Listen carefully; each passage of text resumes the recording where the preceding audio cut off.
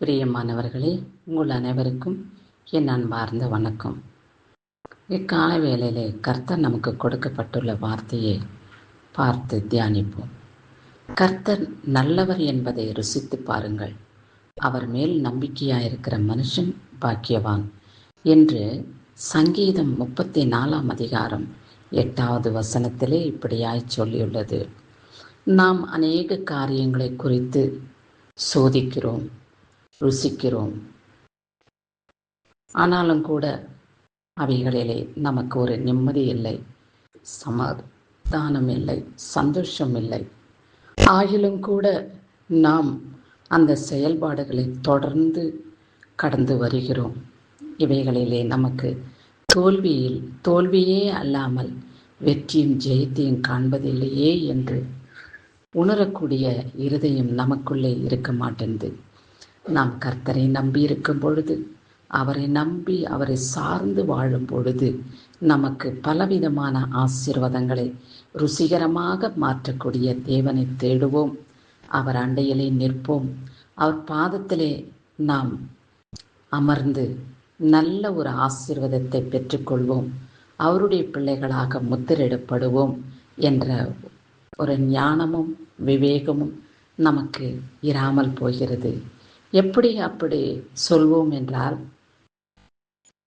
நம்மளை ரட்சிக்கக்கூடிய தேவனை துதிக்காமல், நம்மை பாதுகாக்கக்கூடிய இயேசு கிறிஸ்துவை நாம் வணங்காமல், இதுவோ மண்ணையும் கல்லையும் பலவிதமான விஷப்பூச்சிகளையும் கால்நடைகளையும் தெய்வமாக கொண்டு வணங்கி வருகிறோம்.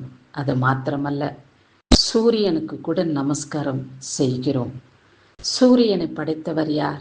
மிருகங்களை, பூச்சிகளை, விலங்குகளை, கால்நடைகளை படைத்தவர் யார்?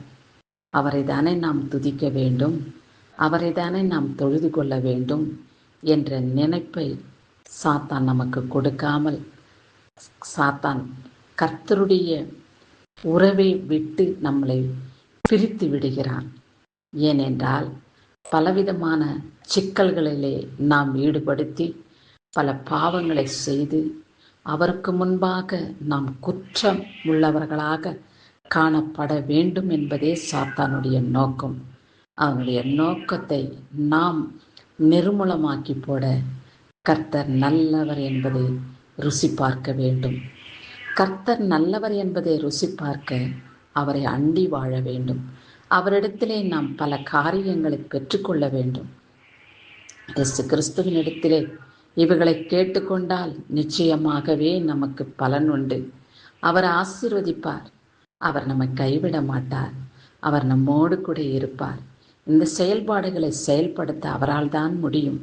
நமக்கு ஜீவனை கொடுத்து நம்மளை ஆசீர்வதிக்க இயேசு கிறிஸ்துவை தவிர வேறு ஒரு இடத்திலிருந்தும் நமக்கு ரட்சிப்பும் சுகமும் பலனும் ஆசீர்வாதமும் வருகிறது இல்லை என்று நாம் உணர வேண்டும்.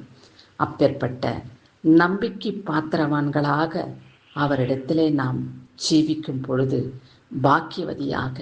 பாக்கியவான்களாக கர்த்தர் நம்மை ஒவ்வொருவரையும் ஆசீர்வதிக்கிறார். அவர் ஆசீர்வதிக்கும் பொழுது அந்த ஆசீர்வாதத்தை தடுக்க ஒருவனாலும் இயலாது, ஒருவனாலும் அதை தடை பண்ண முடியாது. ஏனென்றால் அவருக்கு மேலே பெரியவர் ஒருவரும் இல்லை என்பது தானே நிச்சயம். ஆகையாலே என் சகோதரனே, சகோதரியே, கர்த்தரை நம்பியிருங்கள், கர்த்தரை சார்ந்திருங்கள், கர்த்தரையே நோக்கி அமர்ந்திருங்கள். நல்ல பங்கை பெற்றுக்கொண்டு ஆசீர்வாதங்களினாலே நிரப்பப்பட்டு பரலோக ராஜ்யத்துக்கு சித்தமுள்ளவர்களாக பரிசுத்தமாக்கப்படுவோம். நாம் அவர் அண்டையிலே நிலைத்திருக்கும் பொழுது பாவங்களை செய்ய நம்முடைய இருதயம் துணியாது. பரிசுத்த ஆவியானவர் அந்த பாவங்களை செய்யக்கூடாதபடி தடுப்பார். அப்பொழுது நாம் அவருடைய பார்வையிலே ஆசீர்வதிக்கப்பட்டவர்களாக மாத்திரமல்ல, பரிசுத்தமுள்ளவர்களாகவும் கூட காணப்படுவோம். இப்பேற்பட்ட பாக்கியத்தை பெற்றுக்கொள்ள ஆயத்தமாயிருங்கள். இந்நாளிலே பிறந்த நாளையும் திருமண நாளையும் காண்கின்றவர்களை கர்த்தர் ஆசீர்வதித்து காத்து கொள்வாராக.